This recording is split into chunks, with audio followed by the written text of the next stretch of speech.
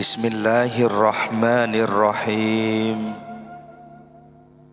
Alhamdulillahi rabbil alamin. Assalatu wassalamu alaika ya sayyidi ya Rasulullah.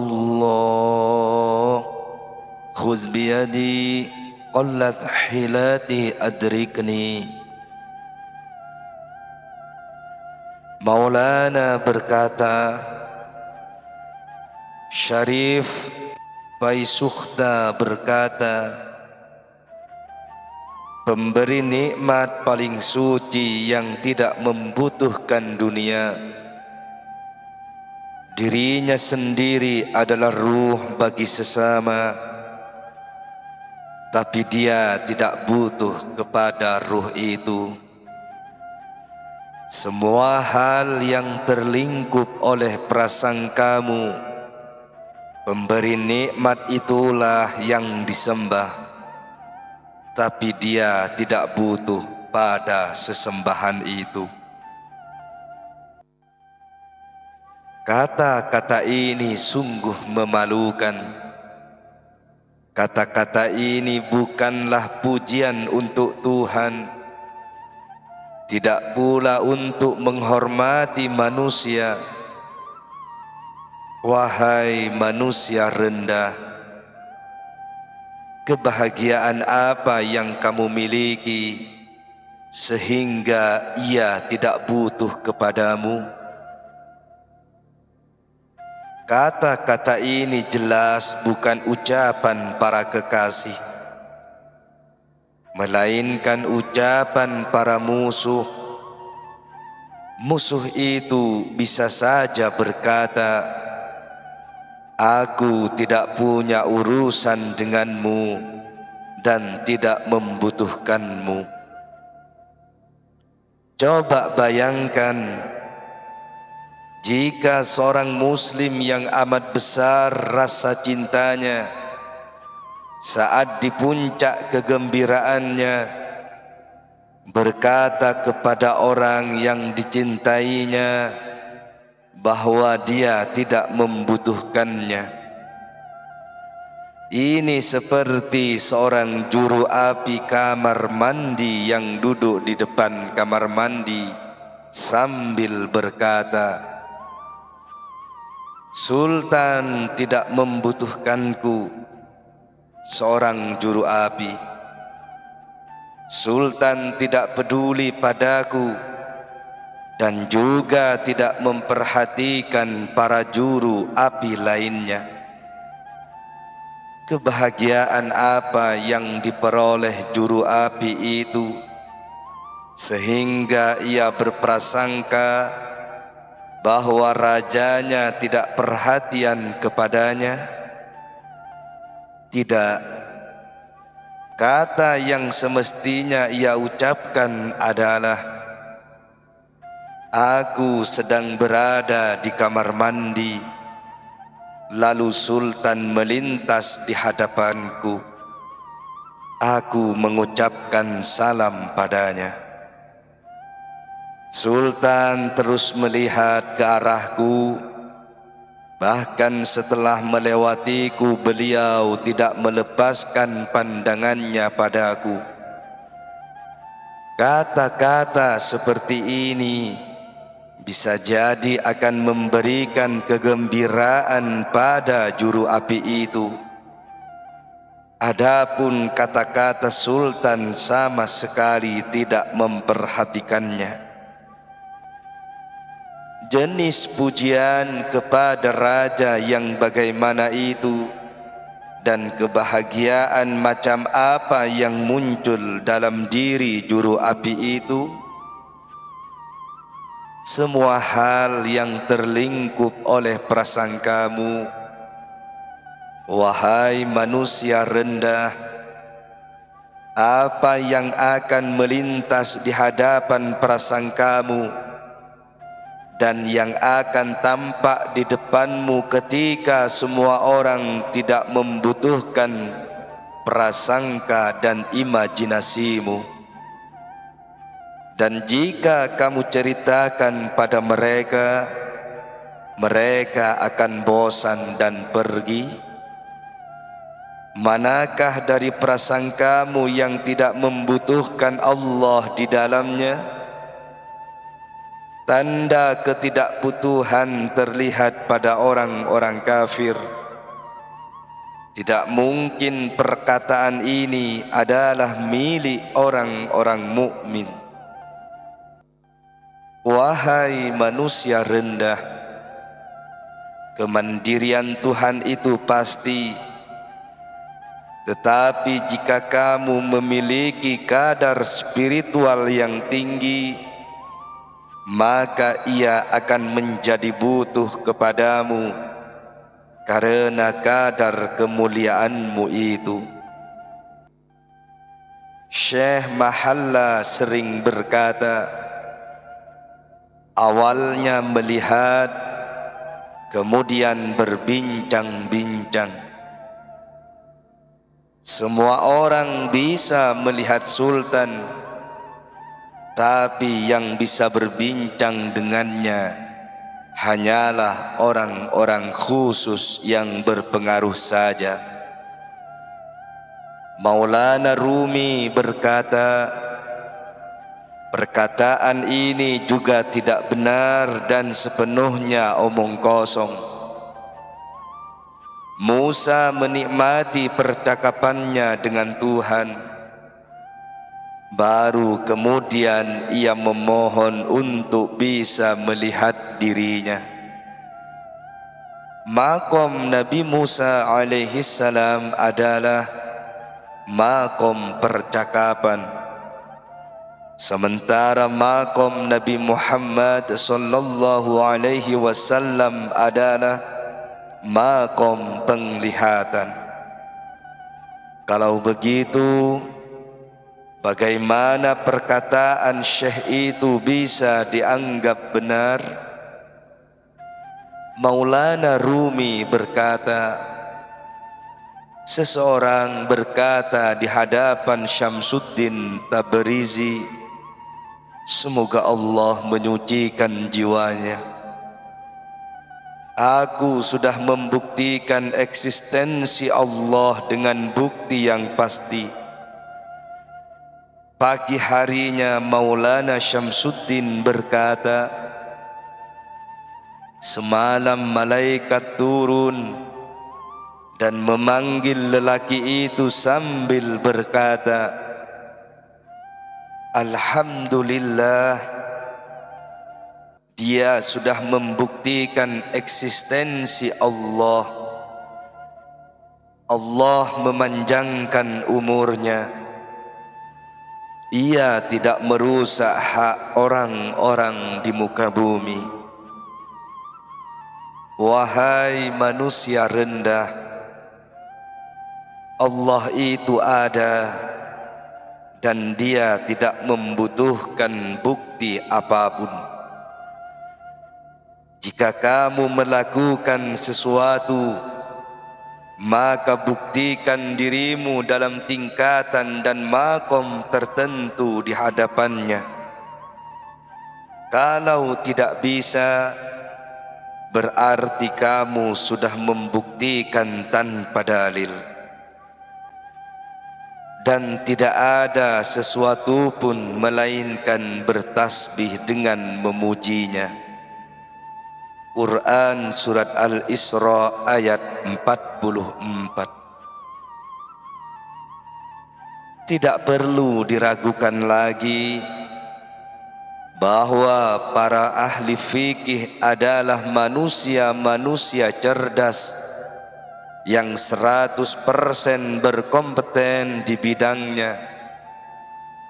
Tetapi antara mereka dan dua spiritual ada sebuah tembok besar demi menjaga kelangsungan boleh dan tidak boleh. Jika tidak ada dinding besar itu sebagai tirai bagi mereka, tidak akan ada orang yang memohon mereka untuk memberikan fatwa dan pekerjaan mereka akan lenyap. Ini seperti analogi dari ucapan Maulana Syamsuddin. Akhirat itu seperti lautan dan dunia ini adalah buihnya. Allah ingin agar buih ini tetap teratur. Oleh karena itu, Allah meletakkan beberapa manusia yang membelakangi lautan untuk menjaga buih tetap ada. Jika mereka tidak disibukkan untuk menjaga buih ini, maka semua makhluk akan saling memberikan fatwa dan menghancurkan buih itu. Sebuah tenda didirikan untuk ditinggali seorang raja, dan dia membuat orang-orang sibuk untuk mendirikan tenda itu. Salah seorang dari mereka berkata, "Jika aku tidak membuat tali tenda, bagaimana kemah ini bisa didirikan?" Yang lain menimpali, "Jika aku tidak membuat pancang, di mana tali itu akan diikat?" Semua orang tahu bahwa mereka adalah pelayan dari raja, orang yang nantinya akan duduk di dalam tenda dan memperhatikan orang-orang yang dikasihinya. Dengan demikian, jika seorang penenun meninggalkan kain tenunannya untuk menjadi seorang menteri, maka seluruh dunia ini akan telanjang dan terpisah. Dengan demikian, maka aku beri mereka kesenangan dalam menenun, sehingga ia tetap rela menjadi penenun. Dengan demikian, manusia diciptakan untuk menjaga agar dunia buih tetap teratur, dan dunia ini diciptakan untuk menjaga eksistensi para wali.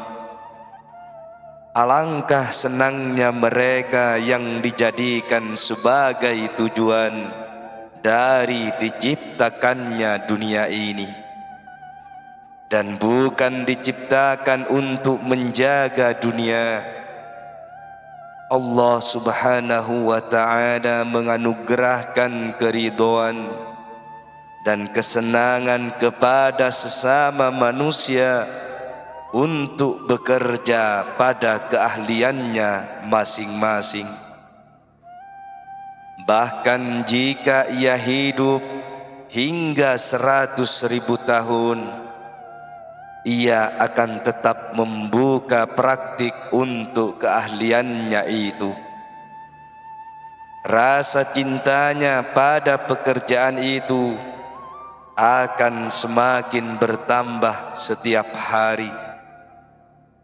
Beragam kemahiran yang lebih detail akan muncul terus-menerus darinya, dan akhirnya ia akan memperoleh kesenangan dan kebahagiaan yang tiada tara. Dan tidak ada sesuatu pun melainkan bertasbih dengan memujinya. Pembuat tali memiliki pujiannya tersendiri. Tukang kayu yang membuat pancang-pancang tenda memiliki pujiannya tersendiri. Begitu juga dengan peletak pasak, penenun yang memenuhi tenda dengan kain, dan para wali yang duduk di dalam tenda sambil mengawasi. Mereka semua memiliki pujian masing-masing. Sekarang para pencari ini datang kepada kita. Jika kita tidak berkata apa-apa, mereka akan bosan dan sakit hati. Tetapi jika kita mengatakan sesuatu, maka itu harus sesuai dengan apa yang mereka inginkan. Ketika kita merasa sakit hati karena hal itu, mereka justru pergi dan mengkritik kita, seraya berkata, ia bosan dan melarikan diri dari kita. Kecuali jika kompor itu yang pergi, bagaimana api bisa lari dari kompor? Tentu itu tidak mungkin. Karenanya pelarian api dan percikannya itu bukanlah sebuah pelarian. Namun jika kompor itu melemah, maka seseorang akan terlebih dahulu menjauh darinya agar api tidak benar-benar mati. Jadi sebenarnya kompor itulah yang pergi. Jadi pelarian kita adalah pelarian mereka. Kita adalah sebuah cermin. Jika mereka bergerak untuk melarikan diri, maka tampak demikian pada diri kita. Kita pergi demi mereka. Dalam cermin, seseorang bisa melihat diri mereka sendiri. Jika mereka melihat kita membosankan, maka itu adalah kebosanan mereka. Karena bosan adalah sifat dari kelemahan, dan di sini tidak ada tempat untuk sifat bosan. Apalah gunanya kebosanan itu? Di tempat pemandian, aku menunjukkan ketawaduan yang besar kepada Syekh Salahuddin. Syekh Salahuddin justru malah menunjukkan ketawaduan yang sama besarnya kepadaku. Melihat ketawaduannya itu, aku bertanya-tanya dalam hati. Terlintas dalam benakku, kamu melampaui batas dalam bertawaduk. Ketawaduan akan lebih baik jika dilakukan secara bertahap. Pertama kamu mencium tangannya, kemudian kakinya. Sedikit demi sedikit hingga kamu sampai pada sebuah titik di mana ia tidak tampak oleh mata, dan akhirnya menjadi sebuah kebiasaan. Ketika kamu menunjukkan ketawaduan itu secara bertahap, tentu mereka tidak lagi menjadi sesuatu yang dikejar-kejar atau dipaksa menyesuaikan satu penghormatan ke penghormatan yang lain. Kita juga harus melakukan dengan cara yang sama kepada kawan maupun lawan secara bertahap. Misalnya kepada seorang musuh, pertama kita tawarkan nasihat kepada mereka sedikit demi sedikit. Jika mereka tidak mau mendengar, gunakan sedikit paksaan. Jika mereka belum juga mau mendengar, tinggalkan saja dia. Seperti yang disebutkan dalam Al-Quran, perempuan-perempuan yang kamu khawatirkan nuzusnya, maka nasihatilah mereka dan pisahkanlah mereka di tempat tidur mereka dan pukullah mereka. Quran Surat An-Nisa ayat 34. Semua yang terjadi di dunia ini juga berjalan secara bertahap. Tidakkah kamu melihat kedamaian dan keramahan musim semi? Pada mulanya ia menunjukkan kehangatan sedikit demi sedikit dan kemudian terus bertambah. Begitu juga dengan pepohonan yang tumbuh sedikit demi sedikit. Pertama ia tersenyum, kemudian ia menunjukkan perhiasan-perhiasan dedaunan, dan buahnya seperti para darwis dan sufi yang memperlihatkan segala hal dan mempertaruhkan semua yang mereka miliki.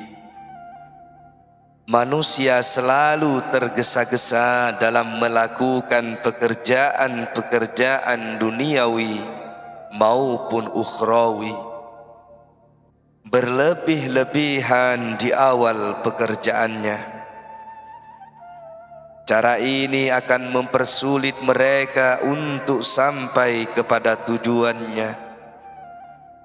Cara yang terbaik adalah dengan latihan.